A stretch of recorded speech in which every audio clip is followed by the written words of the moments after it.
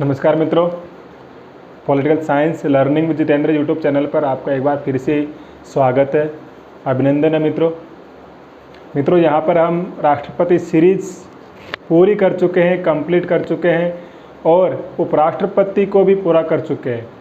इसलिए मित्रों, आपसे निवेदन है, मेरा रिक्वेस्ट है कि यदि आपने अभी तक राष्ट्रपति सीरीज़ के वीडियो नहीं देखे तो आप राष्ट्रपति सीरीज़ वाले वीडियो ज़रूर देखें मित्रों, क्योंकि मैंने राष्ट्रपति सीरीज़ को बड़े विस्तार से पढ़ा है, राष्ट्रपति टॉपिक को बड़े विस्तार से पढ़ा है। राष्ट्रपति से संबंधित जो भी फैक्ट बनते हैं, जो भी कॉन्सेप्ट बनते हैं, उन सबको लेकर मैंने वहाँ पर डिस्कस किया है मित्रों। और अब हम प्रधानमंत्री सीरीज शुरू कर चुके हैं। प्रधानमंत्री पद से संबंधित पार्ट फर्स्ट हमने कर लिया है। पिछला वीडियो हमारा पार्ट फर्स्ट से संबंधित था प्रधानमंत्री का, और उसके अंतर्गत हमने प्रधानमंत्री की नियुक्ति से लेकर प्रधानमंत्री और मंत्रियों की शपथ तक हमने चर्चा कर ली थी। आज हम थोड़ा सा प्रधानमंत्री पद की शपथ के बारे में थोड़ी सी चर्चा करते हुए इस क्लास को आगे बढ़ाएंगे मित्रों। लेकिन इससे पहले मैं आपसे एक और रिक्वेस्ट करना चाहूँगा मित्रों, आप शुरू से लेकर अंतिम समय तक वीडियो ज़रूर देखें। मुझे विश्वास है और मेरा वादा है आपसे कि आपको यहाँ पर बहुत कुछ अच्छा जानने को मिलेगा, बहुत कुछ नया सीखने को मिलेगा मित्रों। शुरुआत में आपने अगर 1 मिनट 2 मिनट वीडियो देख लिया तो कोई फ़ायदा नहीं होगा। आप पूरा वीडियो देखिए शुरू से लेकर अंतिम तक, उसके बाद में आप खुद सोचिए, खुद विचारिए, क्या यूट्यूब पर हमको इतना सब कुछ पढ़ने को मिल रहा है। मित्रों, बड़े रिसर्च से और बड़ी मेहनत से मैं आपके सामने ये सब तथ्य रख रहा हूँ और मुझे विश्वास है आपको ज़रूर पसंद आएंगे यदि आप शुरू से लेकर अंतिम समय तक वीडियो देखते हो तो। ठीक है मित्रों, और इसके साथ में यदि आपने अभी तक चैनल को सब्सक्राइब नहीं किया है तो आप चैनल को सब्सक्राइब कर ले और वीडियो को लाइक कर दें। और मित्रों, इस वीडियो को अपने दोस्तों तक, अपने मित्रों तक, जिनका आप हित सोचते हो, जिनका आप भला सोचते हो, उन मित्रों तक पहुंचाने का प्रयास करें, ताकि वो लोग भी पॉलिटिकल साइंस को, विशेष तौर पर मैं यहाँ पर पॉलिटिकल साइंस पढ़ा रहा हूँ, तो पॉलिटिकल साइंस को वो बच्चे आराम से समझ सके, आराम से सीख सके। ठीक है मित्रों, तो आप इस वीडियो को अधिक से अधिक शेयर करें, अपने मित्रों तक इसको पहुंचाने का प्रयास करें। शुरू करते हैं हम प्रधानमंत्री की सीरीज। हमारी प्रधानमंत्री संबंधित ये हमारा पार्ट 2 है। ठीक है, हमने प्रधानमंत्री और मंत्रियों की शपथ की चर्चा कर ली थी। शपथ कौन दिलाता है? राष्ट्रपति दिलाते हैं। और मंत्रियों की शपथ का जो प्रारूप है वो अनुसूची 3 में दिया गया है। ठीक है, और अनुसूची 3 के तहत जो मंत्री होते हैं वो प्रभुता, अखंडता की शपथ लेते हैं। ऐसा भी हमने डिस्कस कर लिया था। लेकिन मैं यहाँ पर आपको एक नई चीज़ ये बताना चाहता हूँ मित्रों। क्या नई चीज़ है? नई चीज़ ये है एक मिनट। नई चीज़ ये है मित्रों कि जो ये प्रभुता हमने पढ़ा था, प्रभुता, अखंडता, जो मंत्री होते हैं वो इस बात की शपथ लेते हैं कि मैं भारत की प्रभुता और अखंडता को बनाए रखूंगा। तो जब हमारा मूल संविधान लागू हुआ था 26 जनवरी 1950 को, जब हमारा मूल संविधान लागू हुआ 26 जनवरी 1950 को, उस समय पर जो प्रारूप था मंत्रियों की शपथ का, उस प्रारूप में प्रभुता, अखंडता शब्द जुड़े हुए नहीं थे। मतलब ये शब्द मूल जो प्रारूप था मंत्रियों की शपथ में ये दोनों शब्द शामिल नहीं थे। तो ये दोनों शब्द कब शामिल किए गए? तो मित्रों, आपको ध्यान में रखना है, ये दोनों शब्द 16वें संविधान संशोधन 1963 के द्वारा जोड़े गए थे। 1963 के द्वारा ये दोनों शब्द जोड़े गए थे। तो आपको ध्यान में रखना है, मंत्रियों की शपथ में कौन से शब्द 16वें संविधान संशोधन 1963 के द्वारा जोड़े गए? तो प्रभुता और अखंडता। या फिर 16वें संविधान संशोधन के द्वारा मंत्रियों की शपथ में कौन से नए शब्द जोड़े गए? प्रभुता और अखंडता। ये आपको ध्यान में रखना है मित्रों। ठीक है, अब आगे हम इसी विषय में और डिस्कस करना चाहे तो मंत्री बनने के लिए क्या होना चाहिए? मंत्री बनने के लिए संसद का सदस्य होना अनिवार्य है। संसद का सदस्य होना अनिवार्य है। मंत्री बनने के लिए संसद का सदस्य होना अनिवार्य है, लेकिन हम ऐसे व्यक्ति को भी मंत्री बना सकते हैं, लेकिन हम ऐसे व्यक्ति को भी मंत्री बना सकते हैं जो संसद का सदस्य नहीं हो। ऐसे व्यक्ति को भी मंत्री बना सकते हैं, ऐसे व्यक्ति को भी मंत्री बना सकते हैं जो संसद का सदस्य ना हो, जो संसद का सदस्य ना हो। ऐसे व्यक्ति को भी हम मंत्री बना सकते हैं, लेकिन इसके संबंध में प्रावधान क्या है मित्रों? इसके संबंध में प्रावधान है कि जिस व्यक्ति को हमने मंत्री बनाया है, जो संसद का सदस्य नहीं है, उस व्यक्ति को 6 महीने के भीतर, उस व्यक्ति को 6 महीने के भीतर क्या करना होगा? संसद की सदस्यता ग्रहण करनी होगी। 6 महीने के भीतर सदस्यता ग्रहण करनी होगी। किसकी? संसद की। और यदि 6 महीने के भीतर वो संसद की सदस्यता ग्रहण नहीं करता है तो वो मंत्री पद पर नहीं रहेगा, मंत्री पद पर नहीं रहेगा। समझ में आया मित्रों? रटना कुछ भी नहीं है, रटना कुछ भी नहीं है। जितना हम चीज़ों को समझेंगे और उनके बारे में हम डिस्कस करेंगे उतना हमको समझ में आएगा। रटना नहीं है, फिर से मैं आपको बता रहा हूँ, मैं रटाने के लिए आपके सामने नहीं आया हूँ मित्रों, मैं समझाने के लिए आया हूँ। रटने के लिए तो किताबें बहुत पढ़ी है, बहुत पढ़ी है, रटते रहेंगे लेकिन समझते नहीं रहेंगे। समझेंगे तभी हमारा काम चलेगा। मित्रों यहाँ पर मैंने क्या लिखा है? मंत्री बनने के लिए संसद का सदस्य होना अनिवार्य है। यदि कोई व्यक्ति ऐसा है जिसको हमने मंत्री बना दिया है और वो संसद का सदस्य नहीं है तो कोई दिक्कत नहीं है, जो संसद का सदस्य नहीं है उस व्यक्ति को भी हम मंत्री बना सकते हैं। लेकिन इसके लिए शर्त यह है मित्रों कि उसको 6 महीने के भीतर संसद का सदस्य बनना ही पड़ेगा। चाहे से वो लोकसभा का सदस्य बने, चाहे से वो राज्यसभा का सदस्य बने, चाहे से वो मनोनीत होकर आए, चाहे से वो निर्वाचित होकर आए, कैसे भी उसको संसद का सदस्य 6 महीने के भीतर बनना ही होगा, तभी वो अपने मंत्री पद पर बना रहेगा, अन्यथा नहीं बना रहेगा। इस बात का आपको ध्यान में रखना है, ठीक है। और आगे हम इसी विषय में डिस्कस करना चाहते हैं मित्रों।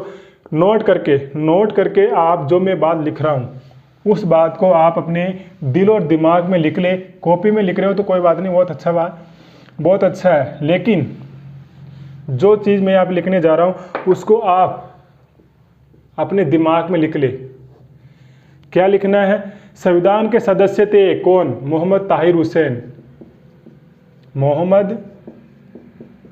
ताहिर हुसैन, ये संविधान सभा के सदस्य थे और इन्होंने संविधान सभा में प्रस्ताव रखा था कि संसद का सदस्य मोहम्मद ताहिर हुसैन ने संविधान सभा में प्रस्ताव क्या रखा था? संविधान सभा में प्रस्ताव रखा था। क्या प्रस्ताव रखा था? कि मंत्री बनने के लिए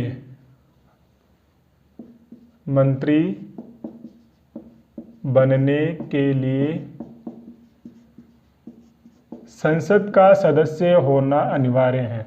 संसद का सदस्य होना अनिवार्य है, ठीक है मित्रों, ये आपको ध्यान में रखना है। संविधान सभा के किस सदस्य ने संविधान सभा में ऐसा प्रस्ताव रखा था कि मंत्री बनने के लिए संसद का सदस्य होना अनिवार्य है, यानी कि जो संसद का सदस्य होगा उसी को मंत्री बनाया जाए। इस प्रकार का प्रस्ताव संविधान सभा में किसने रखा था? तो यहाँ पर आपको ध्यान में रखना है मोहम्मद ताहिर हुसैन का नाम। यहाँ से बन सकता है, यहाँ से क्वेश्चन सीधा सीधा पूछ लेगा आपसे, जिस प्रकार से मैंने बोला है उसी तरीके से क्वेश्चन बन जाएगा यहाँ पर। तो आपको मोहम्मद ताहिर हुसैन का इसमें ध्यान रखना है, ठीक है। इसके आगे एक और आते हैं संविधान सभा के सदस्य, इनका नाम था सिब्बन लाल सक्सेना जी, सिब्बन लाल सक्सेना। सिब्बन लाल सक्सेना ये संविधान सभा के सदस्य थे। इन्होंने प्रस्ताव रखा था कि जो मंत्री बनाए जा रहे हैं वे लोकसभा के निर्वाचित सदस्यों में से, मंत्री पूरा लिख देता हूं, जो मंत्री बनाए जा रहे हैं वो लोकसभा में निर्वाचित सदस्यों में से ही होने चाहिए।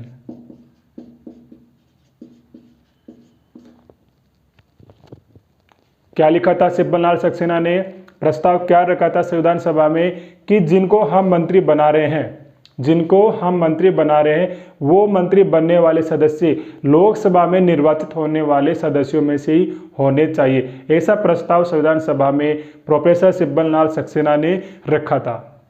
लेकिन इनका ये प्रस्ताव भी अस्वीकार रहा, क्योंकि वर्तमान में हम देखते हैं कि जो मंत्री बनते हैं वो राज्यसभा के मेंबर भी हो सकते हैं और लोकसभा के मेंबर भी हो सकते हैं। लोकसभा में से ही मंत्री बनाया जाए, वर्तमान में ऐसा प्रावधान हमारे यहाँ पर नहीं है। हमारे यहाँ पर वर्तमान में मंत्री जो बनाए जाते हैं वो राज्यसभा के सदस्य भी हो सकते हैं और लोकसभा के सदस्य भी हो सकते हैं। तो यहाँ पर ये ध्यान में रखना है। लेकिन फिर भी इन दोनों का नाम आपको ध्यान में रखना है कि किस सदस्य ने ये प्रस्ताव रखा था कि मंत्री बनने के लिए संसद का सदस्य होना अनिवार्य है, तो वो हो जाएगा मोहम्मद ताहिर हुसैन। या फिर संविधान सभा के किस सदस्य ने ऐसा प्रस्ताव रखा था कि मंत्री बनने के लिए मंत्री उन्हें ही बनाया जाए जो लोकसभा में निर्वाचित हुए हैं, लोकसभा में निर्वाचित होने वाले सदस्यों में से ही मंत्री बनाए जाए। ऐसा प्रस्ताव किसने रखा था? शिवपाल लाल सक्सेना ने। ठीक है, ये दोनों पॉइंट आपको ध्यान में रखना है।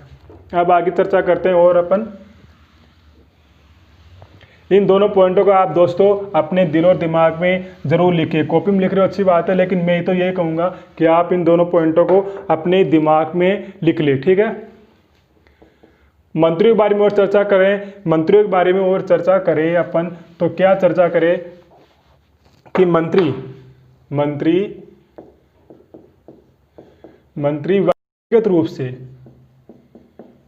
व्यक्तिगत रूप से राष्ट्रपति के प्रति उत्तरदायी होते हैं। राष्ट्रपति के प्रति उत्तरदायी होते हैं। ये आपको ध्यान में रखना है कि मंत्री व्यक्तिगत रूप से किसके प्रति उत्तरदायी होते हैं। मंत्री व्यक्तिगत रूप से किसके प्रति उत्तरदायी होते हैं, तो हमारा आंसर हो जाएगा यहाँ पर राष्ट्रपति। इसके आगे और चर्चा करें तो मंत्री या फिर मंत्रिपरिषद, एक ही बात है। मंत्री या मंत्रिपरिषद सामूहिक रूप से सामूहिक रूप से किसके प्रति उत्तरदायी होते हैं? लोकसभा के प्रति उत्तरदायी होते हैं। लोकसभा के प्रति उत्तरदायी होते हैं, यह आपको ध्यान में रखना है। मंत्री व्यक्तिगत रूप से किसके प्रति उत्तरदायी होते हैं, तो हमारा आंसर होगा राष्ट्रपति। मंत्री या फिर मंत्रिपरिषद सामूहिक रूप से किसके प्रति उत्तरदायी होते हैं, तो हमारा आंसर होगा लोकसभा के प्रति उत्तरदायी। ये बात लिखी हुई है अनुच्छेद 75(3) में, यह आपको ध्यान में रखना है। ठीक है मित्रों, अब आगे एक बात आप नोट करके फिर से लिखें यहाँ पर। देखिए मित्रों, पॉलिटिकल साइंस कोई ज़्यादा कठिन सब्जेक्ट नहीं है, ज़्यादा इतना हार्ड सब्जेक्ट नहीं है। सिर्फ ज़रूरत है हमको पॉलिटिकल साइंस को सही से समझने की, सही से पढ़ने की। रट्टा मारने की आवश्यकता नहीं है। रट्टा मारने से पॉलिटिकल साइंस ही क्या, कोई सी भी चीज़ हमको समझ में नहीं आएगी। विशेष तौर पर मैं राजनीति विज्ञान का विद्यार्थी हूँ, तो राजनीति विज्ञान का विद्यार्थी होने के नाते आप सभी भाई बहनों को ये सुझाव देना चाहूँगा कि आप पॉलिटिकल साइंस को रटे नहीं समझे। ठीक है, आगे मैं डिस्कस करने वाला था एक मंत्री के इस्तीफा देने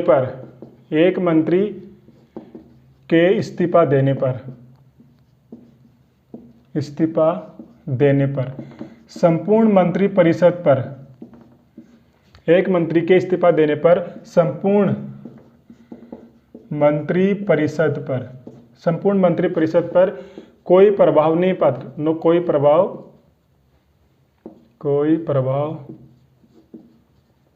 नहीं पड़ता। लेकिन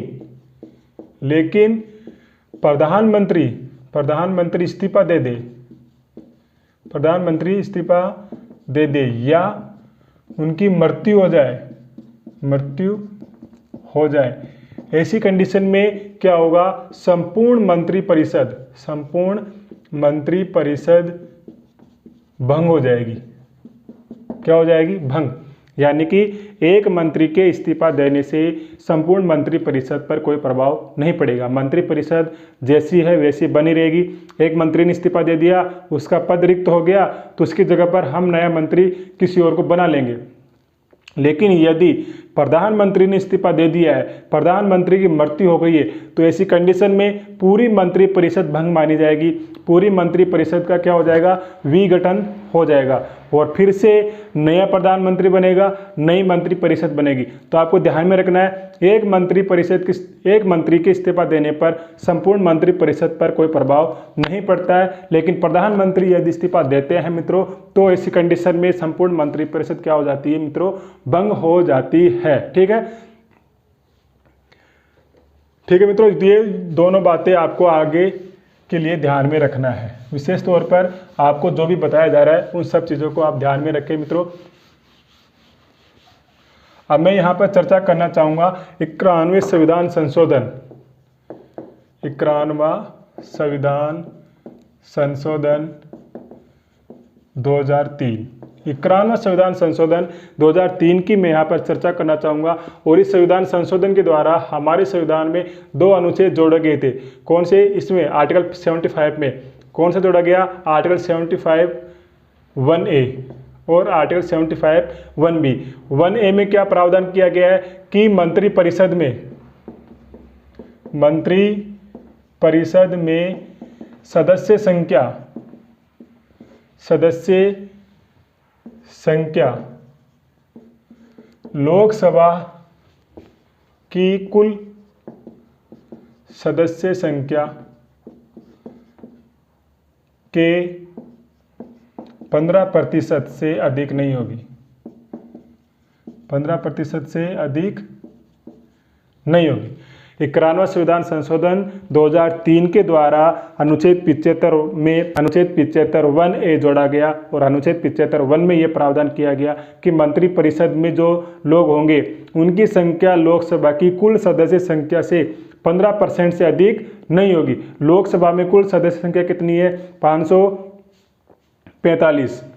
तो 545 नहीं 552 का जो 15% है वो ही यहाँ पर माना जाएगा। ठीक है, तो ये आपको ध्यान में रखना है, 15% से अधिक नहीं हो सकती। लेकिन फिर मैं यहाँ पर आपको नोट करके एक बात बताना चाहूँगा मित्रों, और नोट करके आपको क्या ध्यान में रखना है? नोट करके आपको ये ध्यान में रखना है कि संघ सरकार मतलब केंद्र सरकार, संघ सरकार की मंत्रिपरिषद में न्यूनतम सदस्य संख्या कितनी होगी? न्यूनतम सदस्य संख्या कितनी होगी? संघ सरकार में केंद्र सरकार की जो मंत्रिपरिषद है उसमें न्यूनतम सदस्य संख्या कितनी होगी? पता आपको? मैं बताता हूं आपको मित्रों। न्यूनतम सदस्य संख्या के संबंध में कोई प्रावधान नहीं है। संघ सरकार केंद्र सरकार की जो मंत्रिपरिषद है उसमें न्यूनतम सदस्य संख्या कितनी होगी, इसके संबंध में कोई प्रावधान हमारे संविधान में नहीं किया गया है। अधिकतम का प्रावधान किया गया है 91वें संविधान संशोधन के द्वारा कि लोकसभा की कुल सदस्य संख्या से 15% से अधिक नहीं हो सकती अधिकतम, लेकिन न्यूनतम कितनी होगी इसके बारे में कोई प्रावधान नहीं किया गया। जैसे हमारे राज्यों में किया गया है कि राज्यों में न्यूनतम तो कितनी होगी, राज्य संदर्भ में बात कर रहा हूं, न्यूनतम कितनी होगी 60 और अधिकतम कितनी है 500। राज्यों में निश्चित किया गया है कि राज्यों की जो मंत्रिपरिषद होगी उसमें न्यूनतम सदस्य संख्या 60 होगी, 60 से कम नहीं हो सकती। एक दो अपवाद, एक दो राज्य गोवा वगैरह तो उनमें जरूर 40 के करीब है, लेकिन बाकी और राज्य है उनमें यदि मंत्रिपरिषद है तो उनकी मंत्रिपरिषद में न्यूनतम सदस्य संख्या 60 होगी, 60 से कम नहीं होगी और अधिकतम 500 से होगी।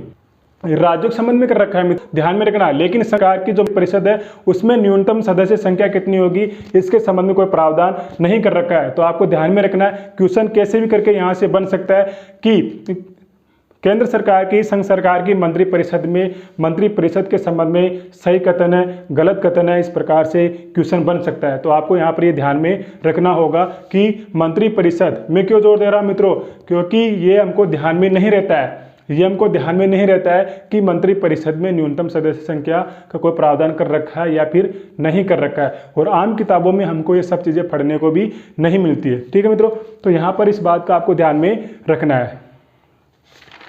और आगे हम चर्चा करना चाहे, आपको बताना चाहता हूँ मैं बहुत सी अच्छी बातें जो चीज़ें आज तक आपने नहीं पढ़ी हो वो सब बातें मैं आपको यहाँ पर डिस्कस करना चाह रहा हूँ। यहाँ पर आप नोट करके लिख सकते हैं। फिर से पॉलिटिकल साइंस में नोट करने का ही चलता है मैटर ज़्यादा, ठीक है। तो सुप्रीम कोर्ट के हमारे पूर्व जज थे, एक सुप्रीम कोर्ट के पूर्व जज, नाम क्या था, M.N. वेंकट चलैया। नाम शायद अगर शुद्ध नहीं लिख पा रहा हूँ मैं तो देख लेना, लेकिन नाम इनका M.N. वेंकट चलैया है। इनकी अध्यक्षता में एक संविधान समीक्षा आयोग गठित किया गया था। संविधान समीक्षा आयोग गठित किया गया था। और इस संविधान समीक्षा आयोग ने सुझाव दिया था कि मंत्रिपरिषद में जो सदस्य संख्या होगी, मंत्रिपरिषद में जो सदस्य संख्या है वो कितनी होनी चाहिए, 10%।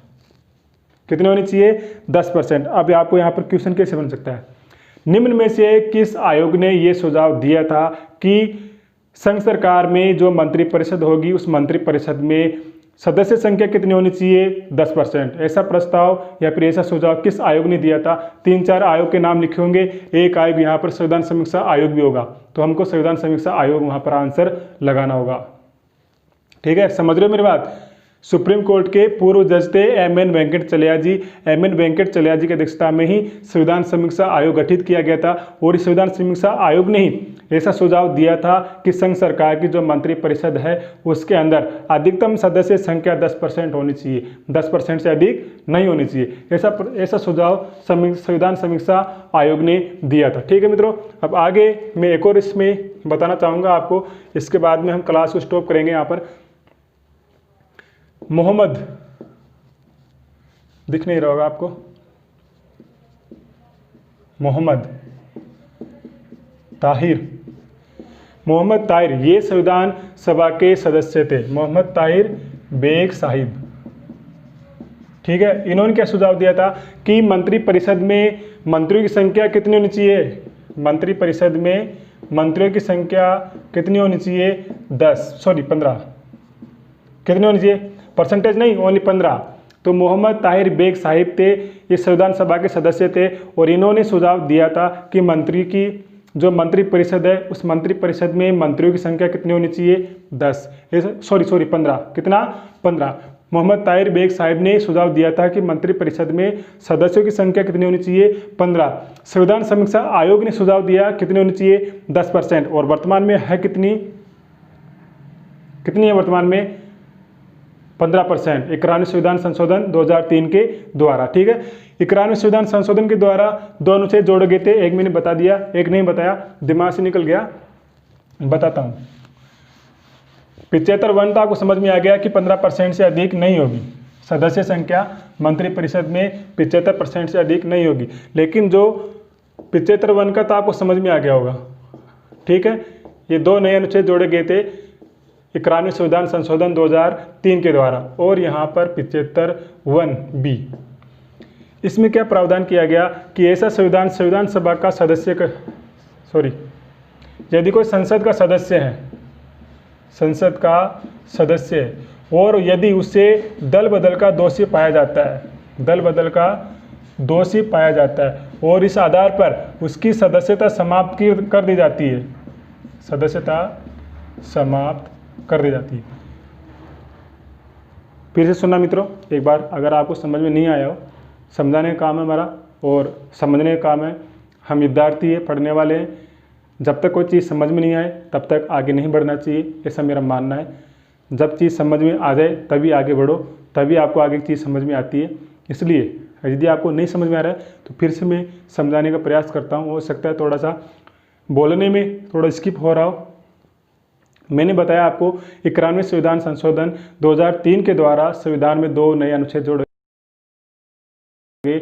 अनुच्छेद 75 के अंतर्गत 75(1)(a) 75(1)(a) के अंतर्गत क्या है कि मंत्रिपरिषद की सदस्य संख्या निर्धारित कर दी गई, कितनी, लोकसभा की कुल सदस्य संख्या की 15%, ठीक है। उसके बाद में 75(1) भी जोड़ा गया एक, इसमें क्या किया गया कि संसद का ऐसा कोई सदस्य जो दल बदल का आरोपी पाया जाता है और उस आधार पर उसकी संसद की सदस्यता समाप्त कर दी जाती है, तो ऐसी कंडीशन में क्या होगा ऐसी कंडीशन में वो संसद का सदस्य नहीं रह पाएगा, संसद का सदस्य नहीं रह पाएगा। और क्या होगा, संसद का सदस्य नहीं रह पाएगा और वो ये वर्तमान संसद जो चल रही है इसके शेष कार्यकाल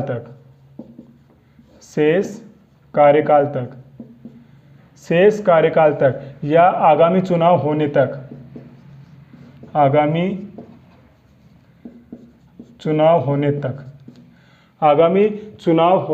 वह संसद का मंत्री या सदस्य नहीं बन पाएगा या फिर सरकार या राज्य सरकार के अधीन कोई लाभ का पद नहीं ले पाएगा।